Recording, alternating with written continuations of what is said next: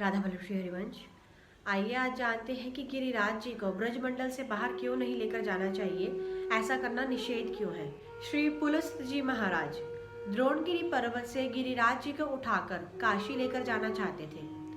जैसे ही उन्होंने गिरिराज जी को उठाया तो उनके पिता द्रोण को भी बहुत दुख हुआ कि ये महापुरुष जो है अपने तपोबल से गिरिराज को ब्रजमंडल से बाहर लेकर चले जाएंगे। और जब ऐसा हुआ तो गिरिराज जी के हृदय में भी बहुत दुख हुआ, लेकिन गिरिराज जी ने अपने हृदय में दृढ़ निश्चय कर लिया और ये सोच लिया कि मैं ब्रजमंडल से बाहर कैसे जा सकता हूँ।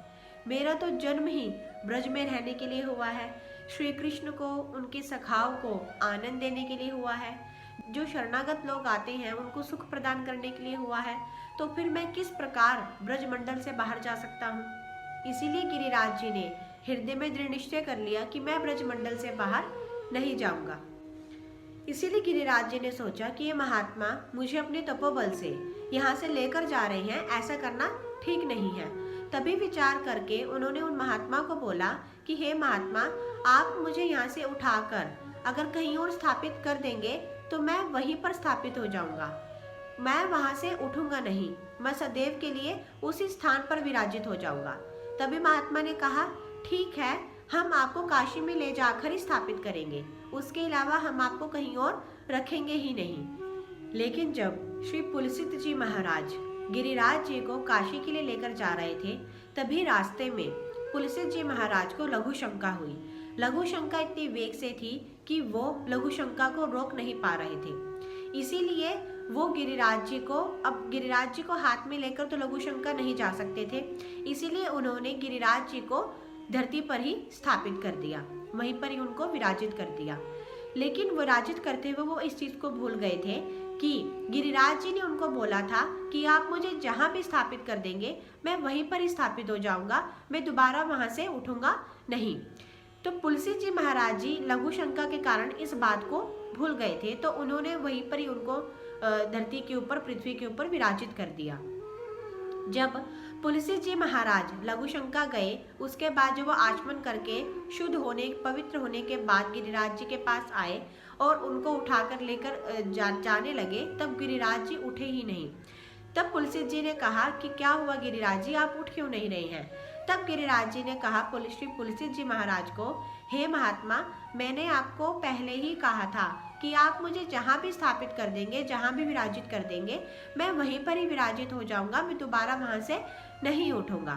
तो पुलसित जी महाराज ने उनसे प्रार्थना की, उनसे विनय की, लेकिन वो वहाँ से नहीं उठे। तब उन्होंने क्रोधावश आकर उनको कहा कि मैं आपको श्राप दे दूंगा अगर आप मेरे साथ नहीं चले तो। तब गिरिराज जी ने कहा मुझे श्राप लेना मंजूर है, लेकिन मैं यहाँ से नहीं उठूंगा। इसीलिए श्री पुलसित जी महाराज ने गिरिराज जी को श्राप दिया कि तुम हर दिन तिल के हिसाब से घटोगे।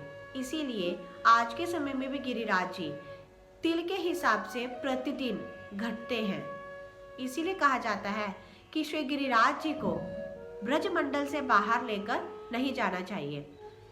पुलसित जी ने गिरिराज जी को जहाँ पर विराजमान किया था, जहाँ पर वो रुके थे, जहाँ पर उनको स्थापित कर दिया था, वो जगह ब्रजमंडल ही थी। ब्रजमंडल के अंदर आकर ही गिरिराज जी स्थापित हुए थे। इसीलिए महापुरुषों को कहना है, वृंदावन के ब्रजमंडल के जो ब्रज 84 कोस के जो रसिक जन हैं, उनका कहना है कि गिरिराज जी को ब्रजमंडल से बाहर लेकर नहीं जाना चाहिए। उन्होंने ब्रज से बाहर ना जाने के लिए श्राप को स्वीकार किया, लेकिन ब्रज से बाहर जाना स्वीकार नहीं किया। इसीलिए गिरिराज जी के सुख को देखते हुए हमें गिरिराज जी को ब्रजमंडल से बाहर नहीं लेकर आना चाहिए, ब्रज 84 कोस के बाहर नहीं लेकर आना चाहिए। हम अगर उनको स्थापित करना चाहते हैं, विराजित करना चाहते हैं, तो हम उनकी छवि लेकर जा सकते हैं, लेकिन उनकी शिला को, गिरिराज जी को हमें लेकर अपने घर में या ब्रज से बाहर लेकर हमें नहीं आना चाहिए। इसीलिए जब भी हम ब्रज 84 कोस जाएं, ब्रजमंडल जाएं, वृंदावन जाएं या गिरिराज जी के दर्शन के लिए जाएं, तो हम इस चीज़ का विशेष प्रकार से ध्यान रखें कि उनको हम अपने साथ ना लेकर आए। ऐसा करना एक अपराध बन सकता है हमारे द्वारा, इसीलिए इस चीज़ का विशेष प्रकार से ध्यान रखें। राधा वल्लभ श्री हरिवंश।